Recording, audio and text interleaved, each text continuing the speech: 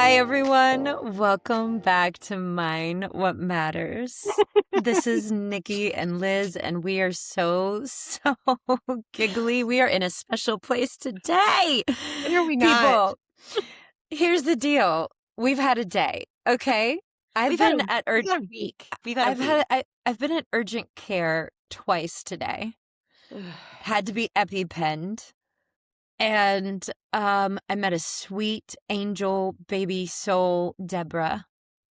Deborah, shout out to Deborah if you are listening. She is a nurse practitioner at our close urgent care. And I was saying to Liz that with her 3 weeks off, 3 weeks, this is her vacation. Sweet angel Deborah goes to other countries where they don't have access to health care. And she helps them build health clinics. And she also teaches people there how to take care of their people so they can have access to health care. And it is a perfect way for us to start talking about what we are going to talk about today.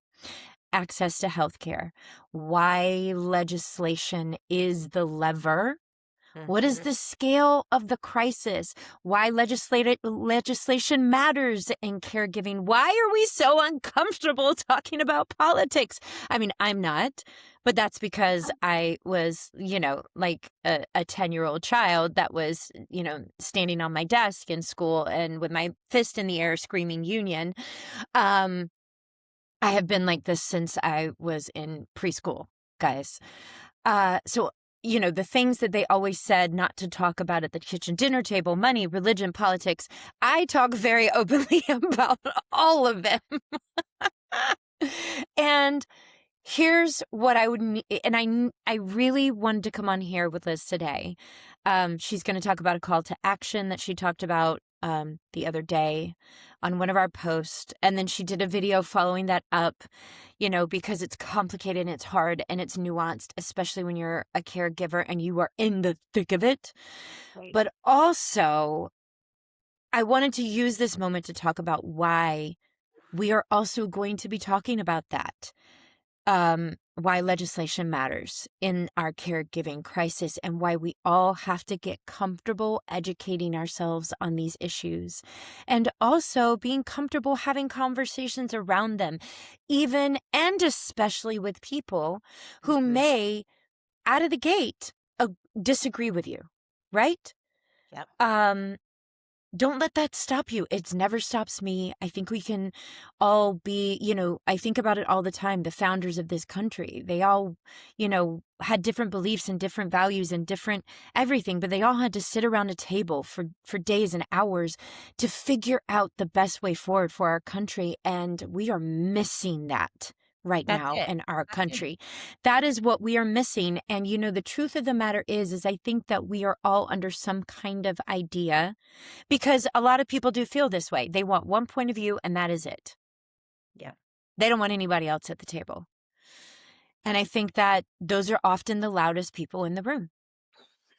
For me, working in leadership positions, working in organizations, institutions, especially in healthcare, what I know to be so valuable is that you need a lot of people at that table that have a lot of different backgrounds, that have a lot of different experiences, that come from different places, right? We talk about it at CHLA, how important it is to have patient parents in leadership positions at the hospital, because our experience at that hospital is going to be totally different from someone who's just been in administration or just been in business or just been in finance, right? Yep. It's the alchemy of a lot of different minds, a lot of different thought leaders coming to the table to talk about this. And it's going to take all of us to fix the caregiving crisis that we are currently in the midst of and that we are facing that's going to get even worse. So Liz, why don't you talk about something that we've been talking a lot about as we, just to set this up too, in the 10 years that I've been working in the space of healthcare as an activist and an advocate in both children's healthcare and then Alzheimer's and dementia and caregiving, what I have learned is that you cannot move the needle on any of it without legislation. You can't. Yep. We can raise a ton of money, but it is it is not even going to be put a dent into what we are facing unless we all come together and understand why government matters and what we are supposed to be doing under government, which is, I believe, and this might just be me, and you may not have this opinion, and that is totally fine, by the way. You might have a different opinion of what government is supposed to do. But for me, I believe that it exists to help our most vulnerable and to Love that. serve American families, American workers, and to make sure that we live in a safe, healthy world where we can all have the opportunity to thrive. And that hasn't been happening for a long time for so many millions of Americans. And so because we have been deep in the trenches of this work and we understand that we have to begin to talk about legislation, Liz, talk about what some of our ideas are in order to be able to, really move the needle on this and begin to advocate on a bigger level. Well, so many things I want to say before that. And the first Yeah. of is if you're listening to this right now and you're going, "Oh my Oh, god, great. we gotta go." Please don't let them go political. This is my break. This is like where I listen to caregiving stuff and Yes. think about, or I hear things that I can relate to because I'm a caregiver and I'm in the trenches and I don't know why I'm talking with my hands this much. But also, Liz, we're all sick of it. We really are. We're all sick of it. I'm Yes. sick of it. And Yes. I have a background in all of this, and I've worked on campaigns and legislations my whole life. I'm so sick of it. So if you are also going, please don't let them go political, it's not going to be all that we talk about. It's just No. one conversation so that you understand when we do talk about it, it There's a reason. actually, Yeah. there's a reason, and there's a bipartisan reason. And so continue. Sorry. Yeah. Please don't ever interrupt me again like that. I'll be killing you. Guys, I'm always here for the joke. Here's what I want to say. So, one of the things I remember the most about my childhood was sitting at the dinner table with my mother and my stepfather, Martin, who is just about one of the smartest people I've ever met in my whole life. He was an attorney. He was absolutely brilliant, worked, 175 hours a day. I mean, he was just like one of the old school attorneys. He put himself through Brown. I think he showed up at Brown, my mom told me, with like one sweater and two pairs of pants, like wore the same sweater every day until it had holes in it. Seriously. Like this, he really truly was one of the original men of this country that just worked his tail off. After Brown, put himself through Stanford, never stopped, went to law school, became a partner in a law firm. Like he's just a genius. But he was one of those people that when he talked, he never spoke in a way that ever offended you. It was just with such a natural authority that didn't question what he said, really. And he loved nothing more than when I did question him.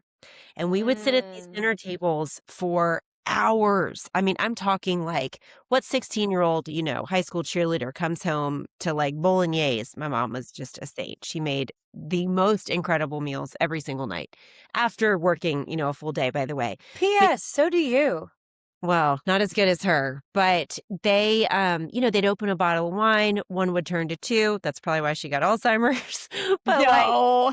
literally, the conversation never stopped. And he loved when I would drill him about politics or religion. And Martin was Jewish. We were Christian. He went to church with us and would make fun of the incense. I mean, he literally thought the whole thing was a sham, but he loved the Christmas tree, and he got into it for us, which was so sweet. But what a testament to him, And I remember learning so much from him in terms of how you approach influencing others and how you approach really and truly sitting there across from someone who disagrees with you and handling it in just such a beautiful way. And you're right, like what you said at the beginning of this podcast, it's what our forefathers did. It's the whole reason this country was founded with two sides, right? You're supposed to have them, but we've gotten away from that. Or in this 10 country. sides. Yeah, or 10, whatever. But like, there's definitely supposed to be discourse, and there's supposed to be, Disagreement. discussion and disagreement. In some cases, even like heightened disagreement, right? Well, of course, you're going to your emotions are going to rise when you're talking about something that's important to you. I've been guilty of it myself. But the point is, in this country, we've gotten away from this ability to sit in the room with somebody else who disagrees with us and have it be all right.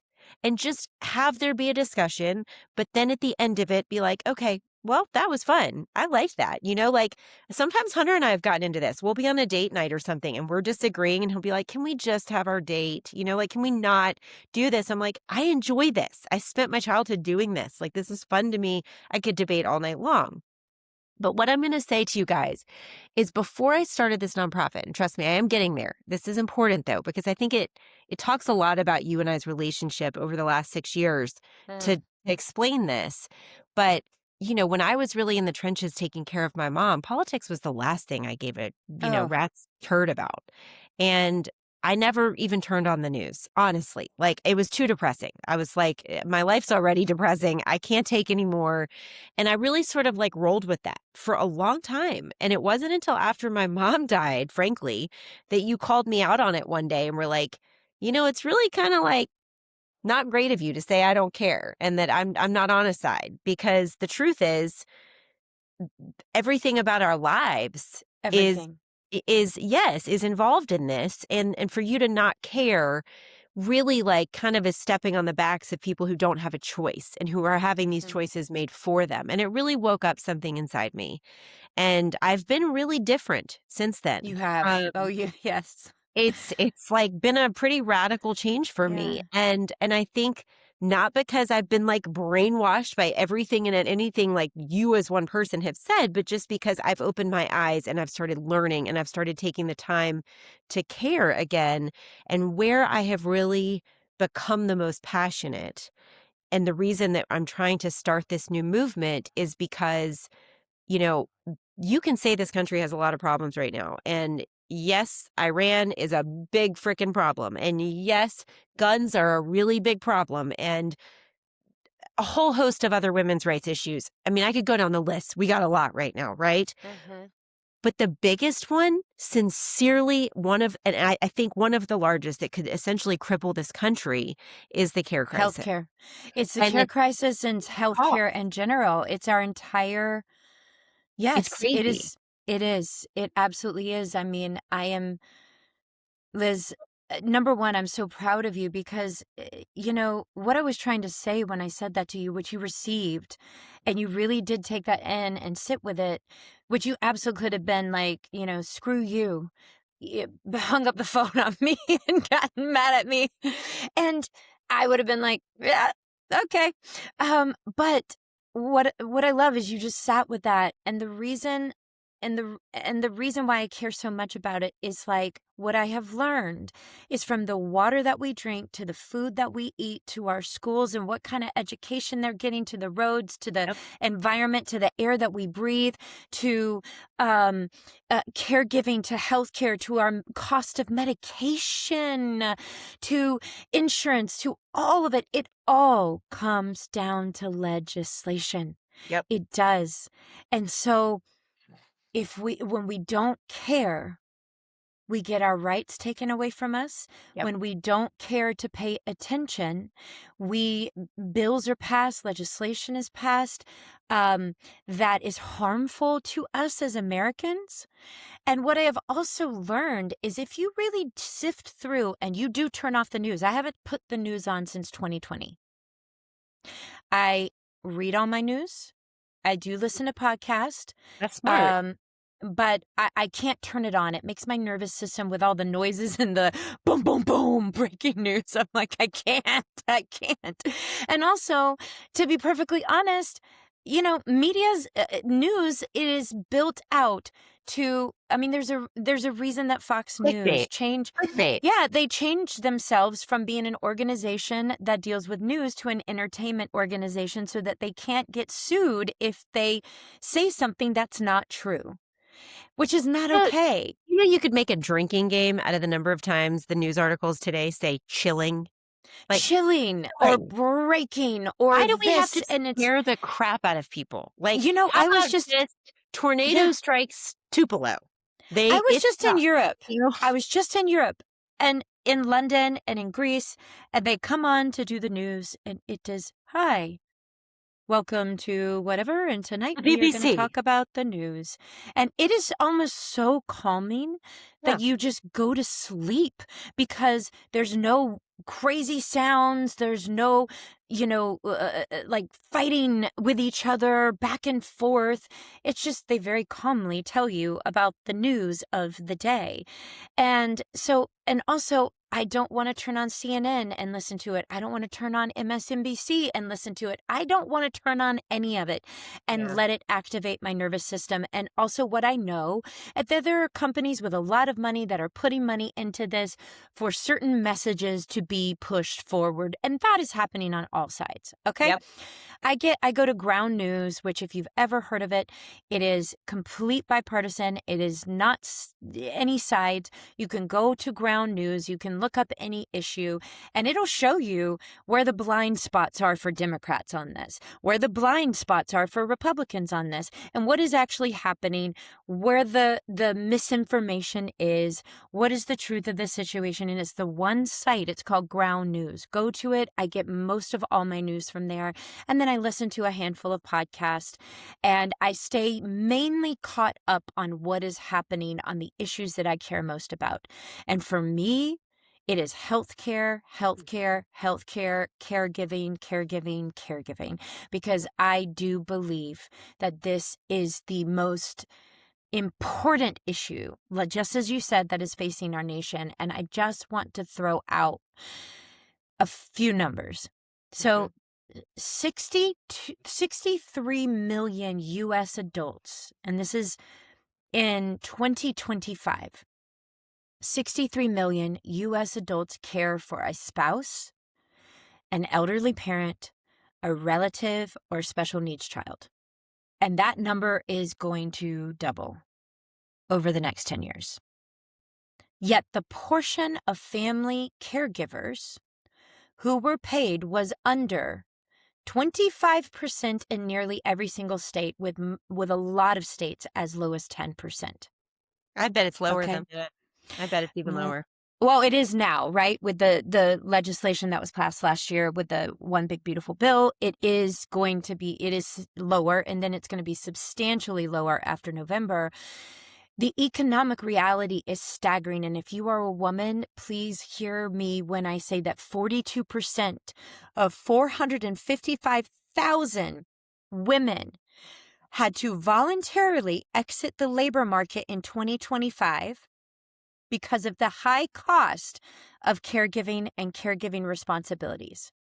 So they had to walk away from a career that they have built, from the thing that they did for themselves. And maybe some of them were happy to. Hey, maybe some of them were like, I don't want to do this job anyway. And financially, they easily could. But the majority of them, that is not the case, right? So why does legislation matter? Why is it the lever? Because it's not just personal. It's not. It's a policy failure. And it is across the board, right? It is across the board. Because these people can't seem to get their act together enough to come to the table and sit down and make decisions for American families that actually help our lives, right? So just to give you an idea, when caregiving systems are strong, our entire economy benefits. So for those of you who are real economy people, right, which the majority of voters are, so this is how it benefits the entire economy. Workers are more reliable, right? Employers retain talent. Children enter school ready to learn. Seniors avoid costly hospital stays. All of these things are part of a strong economy, but we have been treating it as it is this individual problem instead of a shared infrastructure problem. And right now, the stakes could not be more high Because the most consequential caregiving related federal action that was taken in 2025, which was the One Big Beautiful Bill, is going to trim $1 trillion from Medicaid and Medicare. $1 trillion. So that is going to impact millions of caregivers across this country. Let's not even get into how these people will access healthcare, what's going to happen to rural hospitals, what's going to happen to nursing homes. This is just what is going to happen to family caregivers. This is why it's important for us to pay attention, right? Right. Right. And I have said this to anybody that I have advocated, right? Because I talk to people across the legislative spectrum, Republicans, Democrats, Independents, all of them, right? And I don't care. I say it all the time. I don't care what party you are affiliated with. I don't care if you're a purple person or a reptile or I don't care what planet you come from. Do you care about caregivers? Do you care about people having access to healthcare? Great. Let's go. That's it. Let's go.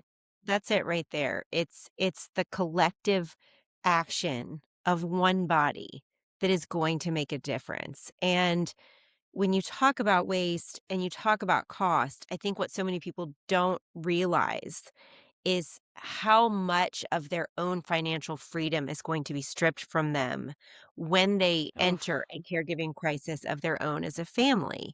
And the thing is about caregiving or Alzheimer's or dementia or ALS or Parkinson's, Lewy body, FTD, pick your disease. These aren't diseases that come knocking at your door and say, "Hey, I'm outside, just so you know. Could you answer in a day, a week, a month, a year when I really need to come in?" They don't ask. They just mostly seep through the door until all of the sudden they're in your house. They're in the middle of your living room and you can't hardly find room to sit down because there's no more room left. It's just the disease and it's taking over. And unfortunately, what happens is most people just find themselves in that situation overnight and they're going, "What do I do?" I mean, Nikki, the number of times I was literally upstairs. I had my dad to dinner tonight. And I was saying, I mean, I feel bad if you're listening to this and you call me in Nashville, that's okay. You just keep calling. But sometimes, it does become a lot just to personally be the person that so many people call when oh, your loved one is experiencing memory loss. Hey, do you know Liz Humphreys? You should call her. And I'm constantly on the other end of the phone with people who are dealing with this. Yeah. And I mean, just today, I'm going to read this text actually. I'm not going to say who it is, obviously, but just hold on, guys, because I guarantee this has probably been you at some point Absolutely. or another. But I'm just going to read this. But this is exactly what happens to most people. So Blake is an amazing person. She's struggling with her husband's early onset Alzheimer's. She's blah, blah, blah, blah, blah. I know she is struggling financially and is just exhausted. I'd forgotten your story and your nonprofit until you mentioned her yesterday. I'm going to send this to my friend and I'm going to copy her. So let me know how you can help.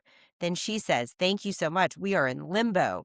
My husband is in a residence, but he needs one-on-one care in a memory care place, but he is currently set up in assisted living, which they can't meet that need. They don't have a memory care. He's qualified and gotten hospice services for almost a full week now, which have unfortunately knocked him out of getting some help with a med tech that could have been a way to keep him where he is."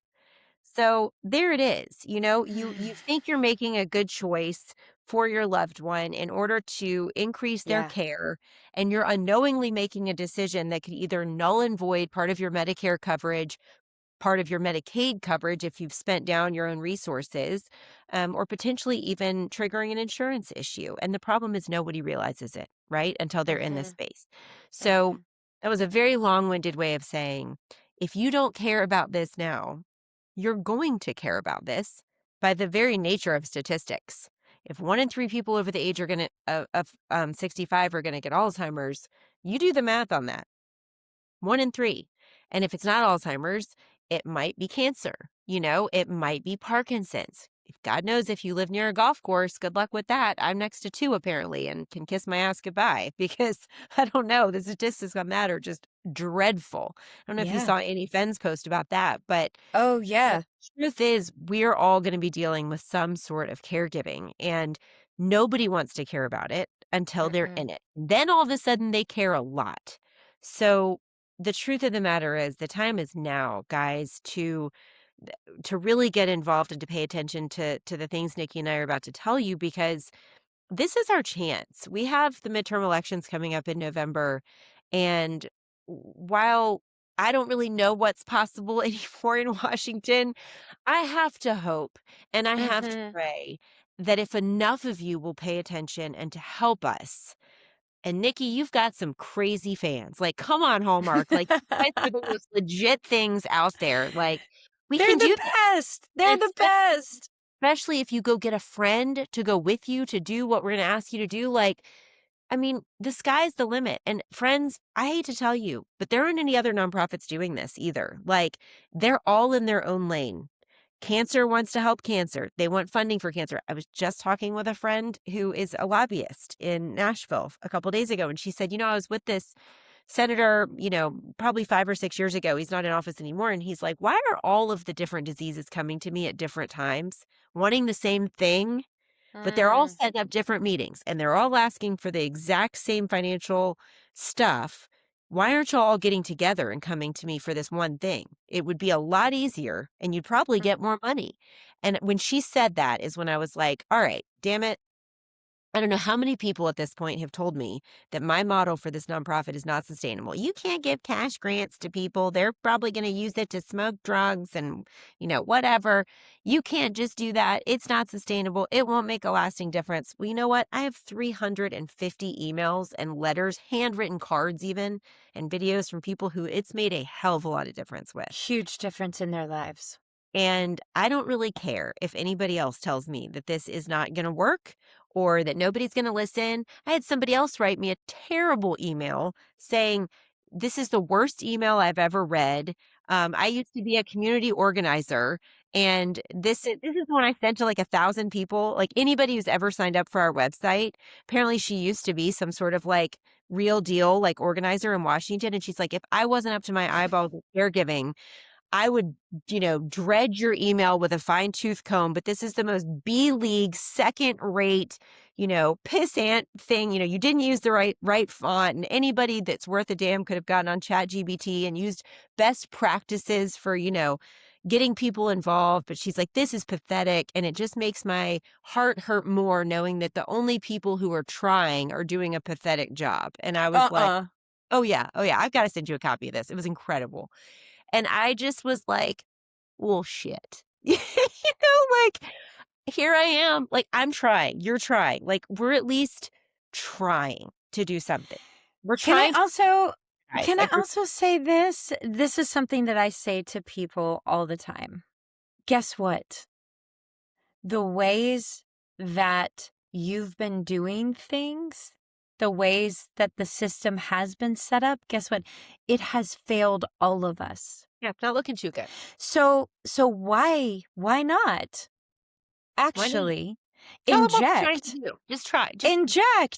inject different ideas into something, because the way that things have been being done for decades has led us to here. So, yeah, the email may not be perfectly written and whatever, but guess what? Lynn spends 10 hours a day and is also getting her counseling degree so that she can help even more families, and has literally given financial grants to 350 caregivers that are in the weeds. So you tell me what you're doing. You tell me what you're doing. You know what I So think? are we going to be actually concerned about, I'm not going to totally, this is a little bit of a sidebar, but not. No, And I have to be a little careful here. Should I put on a seatbelt for this? No. So there's a situation that's happening. I'll be very kind of broad with it. And a big chunk of money is being used at this one institution to build out something. And it's all very pretty on the outside. And it is all very, titillating to the eyes if you're somebody that wants to be a part of it. That wants But if to you be only titillated. knew, yeah, but if you only knew what was happening on the inside of those walls and the care that the people inside of those walls were getting, you would go, oh, you care about aesthetics. You care about appearances. You care about the performative aspects of how it all looks, not the nitty gritty in the weeds, dirt, feet and hands in the dirt, helping to make an actual difference in people's lives. Got it. And then I noticed that pattern is happening all around us in systems and institutions, and it happened with my dad. And I've talked about it on this podcast when we went to the Cadillac of places and we paid the crazy amount of money a month, and they totally failed him. They failed him so miserably, and the one place that gave him the best care that he had in his entire caregiving journey was basically a broken down mobile home on the side of the road that my mom was like, I don't even think I can go in here. And luckily she did. She got out of the car, she went in, and she saw the type of care that was happening inside that mobile home and went, this is it. And those nurses that watched my dad loved him so much. They cared so much. We have to think differently. We have been trained to make everything on the outside look glossy and pretty and presentational and all of that. But what is happening on the inside? True. What are you actually doing? The how matters. I would rather take the 1 million, say somebody gives us a grant for $1 million. Well, yeah, sure. We could use that to go and make our website all flashy. And maybe you and I could get a hair and makeup artist before we come on and do our podcast. It's insane. We would never. It's ridiculous. But I'm just saying people spend money like this, especially at organizations, right? And institutions and systems in our country.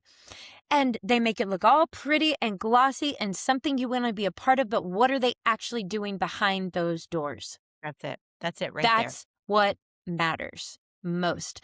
So what we are trying to do, and what Liz was saying, and she did a post about it, which was, guys, mind what matters, cares. And what we are trying to do is start something where we are trying to get not just our community to talk about their caregiving journey. Hashtag Mind What Matters Cares. Tag your legislators, Democrats, Republicans, whoever they are. Tag people that are running. Show up at town halls. Raise your hand and say, hi. Show up. Show up. My name is Nikki DeLoach, and I have a question. What do you plan to do for caregivers in this country? What do you plan to do about the caregiving crisis? What do you plan to do? What is your plan for the caregiving crisis in our country? And then Liz, after she did that video, then she felt bad because she was like, if you're a caregiver, and she thought about herself, and this is one thing you're so good at doing, Liz. You are so good at putting yourself back in the shoes of caregivers at each moment in time. And then you did a follow-up video that said, hey, if you're a caregiver and you are in the weeds and you cannot breathe, like me asking you to go and raise your hand at a town hall, that might be a bridge way too far for you right now. And if so, that is okay. But what if you asked a sister to do that? What if you asked your mother or your husband or your best friend or somebody, and you just shot a text out and said, hey, there's a town hall that's happening down the street. I cannot go. Would you guys please go, raise your hand, and ask what they're planning to do about the caregiving crisis? That's one thing that you've been asking how you can help. This is how you can help. Because here's the deal. If we are not vocal about it and we are not advocating about it, let me talk to you about a few bills right now that you guys should know about, okay? One of them is Nope. Go ahead. We can't do that. My ink is not dry. I apparently had to file for a different type of license as a nonprofit to be able to tell anybody about a bill. Okay. As long as we don't say, hey, go do this for this bill. You got it. But guys, Just give me a week. Give me a week, and then I'll tell you what else we're supposed to do. But it's like more paperwork. I basically just have to become a second nonprofit. So we need like a second articles of incorporation. I'm sure you're going to be a second treasurer on this next board. Bless your heart. But like we have to be finalized in order to do that. Otherwise, For they can sure. poke your charter. Okay, then I will go through all of those because there's so many right now that we could be pushing through that would really, really, really help everybody that is on Medicaid, Medicare, Social Security, like Right. really, really, really, really helpful that we can just say, hey, we care a lot about this. This would really help me as a caregiver. This would really help caregiving families. Can we have a conversation about this? And will this be something that you will throw your weight behind, And so that is something that we can do, what everyday people can do right now.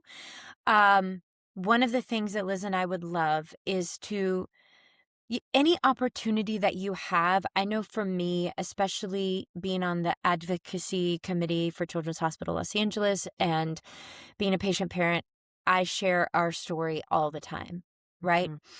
Personal stories move policy. They just do. It does.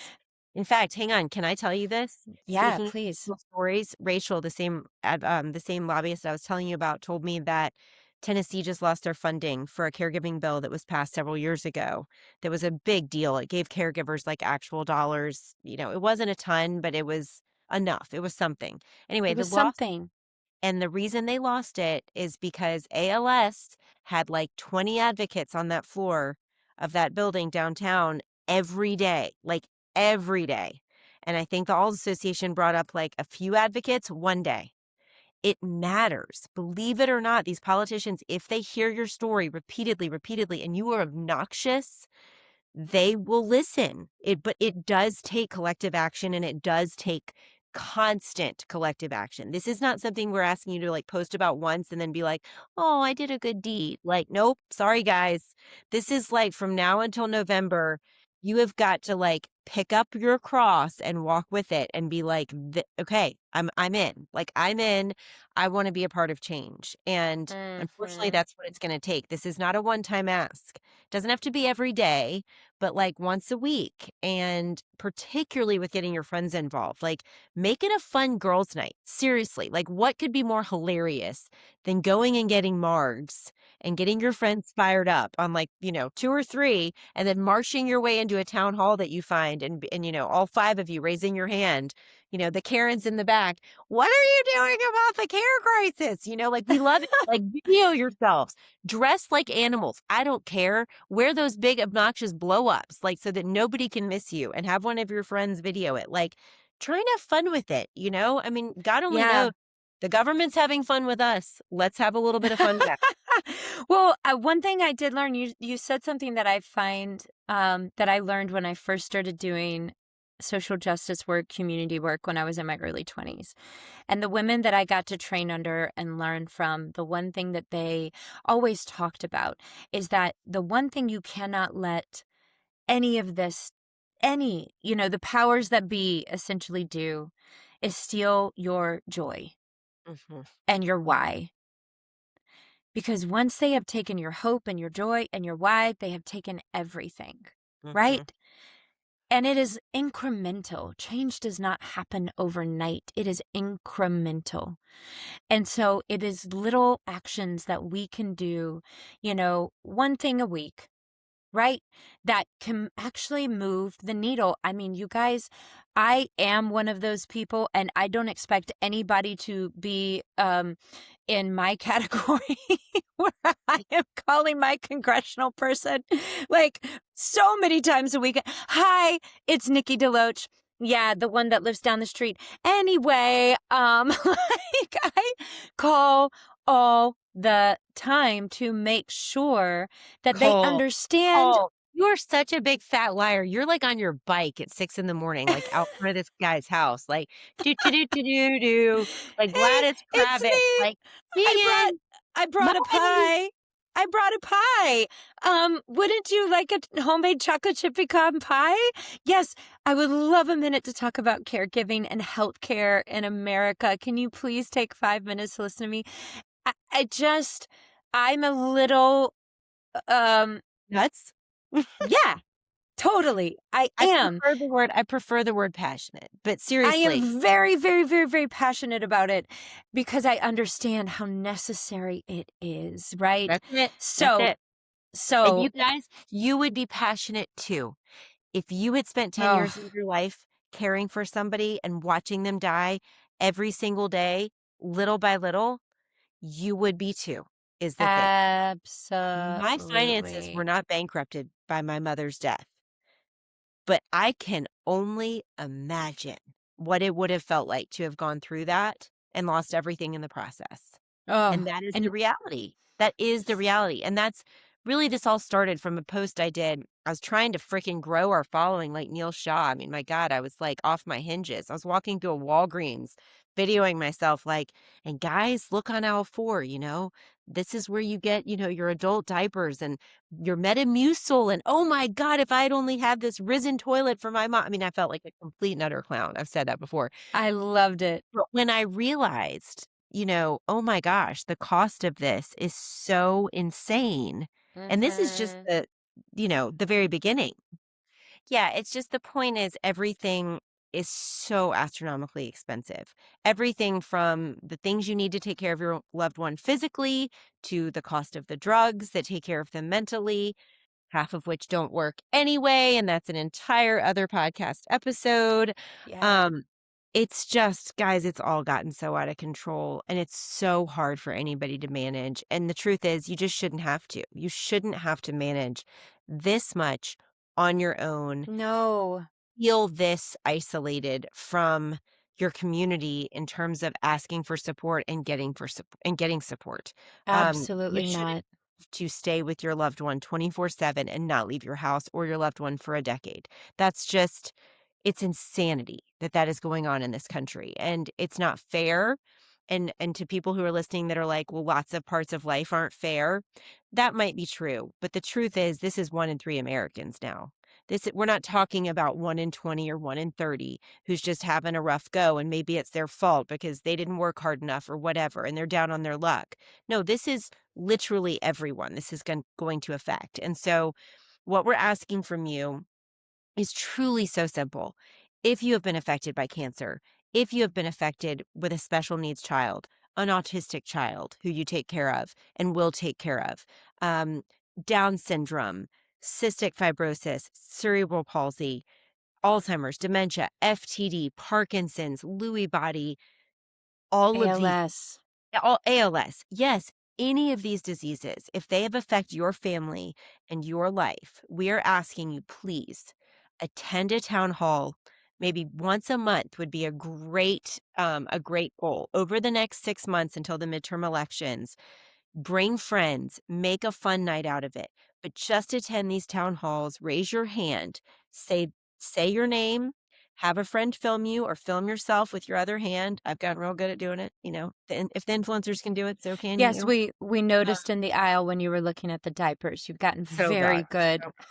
Yeah, bring your selfie stick. Bring your God. Um, bring your selfie stick. Film yourself saying, "Hi, my name is. What are you going to do about the care crisis?" And the truth is, what you will do is you will slowly but surely, if you think you're just going to be one person, you're not. I'm going to be doing it. Nikki's going to be doing it. That's at least 3 people right there. And P.S., I have about 100 other caregivers who've already written me back saying, "We are willing and ready. Put me in, coach." Really more than that. Yeah. More like 200. And I think, especially the ones who've already been given grants by our organization, they are so ready and willing to help. It's phenomenal. Like their passion, some of my caregivers guys who we've given grants to have been our biggest donors. After they've Mhm. gotten back on their feet and are doing well and maybe their loved ones passed, they actually end up giving back to our organization to help the next guy. And that's the energy we need. Mm. What we don't need is somebody telling us we can't do this, that we won't make a difference. Because the truth is, you know what? Maybe we don't. Maybe we fail. Who knows? Maybe nothing happens in 6 months after these midterms and we got nowhere. But at least we freaking tried. And when Yes. you are down in the dumps and you are struggling and you're depressed and you're a caregiver without hope, and this is what I told the chick that dissected my email so thoroughly, I told her the best thing she could do is to help somebody else because that's how Mhm. Mind What Matters got started in the first place, and it Mhm. truly saved me. So Mhm. what do you have to lose? Literally, what Nothing. do you have to lose? It is literally, I understand that it's a bit obnoxious to go and spend an hour finding parking and walking in, and no one likes going to the DMV. And I kind of equated it to that on my video. Like, it's like going to renew your license. It's not the most fun thing you've ever done. I mean, crap. There's a lot more cool things to do out there. But also, it's not like getting a colonoscopy. And oh, by the way, I did that this week. And that truly does suck. But like, you have to do that too. So my point is just try for Yeah. us and spread the word and spread our mission and get on your Instagram and be as just loser-esque as I was and unabashedly, Share your caregiving story. yes, share it. Share it with your community, share it with your friends, and just help a sister out. We're just trying Yeah. to do a little And good in the world. and tag us and we will reshare your caregiving story Yes, yes, we will. because so much of our lives as caregivers are spent in so much isolation where, we are doing so much hard in between the four walls of our homes. And then we're trying to go out into the world. And it almost feels sometimes like you're living in an alternate universe. I remember one time I was leaving the hospital and we had been there for like weeks. And I was driving home to shower, and I had spent every night, sleeping in that hospital room. And I remember pulling up to a traffic light, red light. I stopped, I look over, and there's just people at a cafe eating their avocado toast and drinking their lattes and on their computers or walking their dogs. And I just started, and all I could do was think like, I'm in an alternate reality. Mhm, mhm. They are on one planet and I am on another planet. And like, I think I actually yelled at them and was like, I hope you're enjoying your avocado toast and your lattes. Like, I like actually yelled at them. Not, they didn't hear me, but I just like holding on to my wheel. It was like, you have no idea the hard that people were doing. People are doing so much hard. And I know, and and those of us who have been in the trenches really trying to do this work for caregivers, what we know is this in the long run will make the biggest difference for all of us. And here's another promise. Liz and I also promise that we will not bring up legislation on this is Benny Boy. We will not bring up legislation on all of the podcasts. This is not all we're going to be talking about. This is not Oh, this is important. a political podcast. It's a podcast about caregiving, but in all honesty, we can't talk about it without having moments where we also talk about the big picture and what really is going to bring about the biggest change. So thank you for listening. If you've made it all the way to the end, thank you. Congratulations, you get a medal, but no, you don't. But seriously, guys, you can't see this right now. If you're watching on video, you can. But for those of you who are just on audio, it's 10:19 in Nashville right now. I put my kids to bed before I did this. Nikki's youngest is like sitting on her shoulder right now, waiting for her to go to bed. She took time out of her night with her kids to do this. I took time out of binge watching something absurd. That's not true. I'm totally Come on. deep. I'm knee deep in my counseling school right now. My second trimester just started. But like, I should be studying, on a small break that I could do. Maybe I would watch some TV. But like, the point is, we're doing this. We are trying to just be here for you guys. And to that, if you love our podcast and if you're learning anything from us, and I'm getting emails, lots of them from you guys saying you are, please go to our Substack and please sign up as a monthly subscriber. It's only $7, but if we can get enough of you doing that, it actually pays for the podcast. And then we don't have to spend any of our dollars that are raised to spend on this, and we can just spend more of that on grants. So please, please, please do that. That's just such a little thing too that you guys could do to help us. Even if you can't attend calls and make a fool out of yourself like I did. But we will also be posting regularly on meetings if I find out where they are. There's some great websites. If you just Google congressional town halls in your area, there's a whole host of websites where you can go and you can type in your zip code and it'll spit you out a list. So that's all for now from us. We love you guys. We thank you We so love you so Thank much. Thank you for for- listening, and thank you for hanging in with us while we talk about this. And let's all And get be loyal. comfortable. Let's all get comfortable being uncomfortable. I mean, we're going to spend the majority of our life being uncomfortable. Might That's as well right. get comfortable inside of it and we are all doing really hard things. This is actually an easy thing for us This is to an do. easy thing. Yeah. I spent the majority of last Monday evening doing my colonoscopy prep, being very uncomfortable. So We'll there we talk go. about that on the next podcast. We always leave it on a good high note, Nikki. All right. Yes, love you Love guys. Night, guys. Bye. Try and stay alive. No more EpiPens for you. I'll try. Bye, everybody.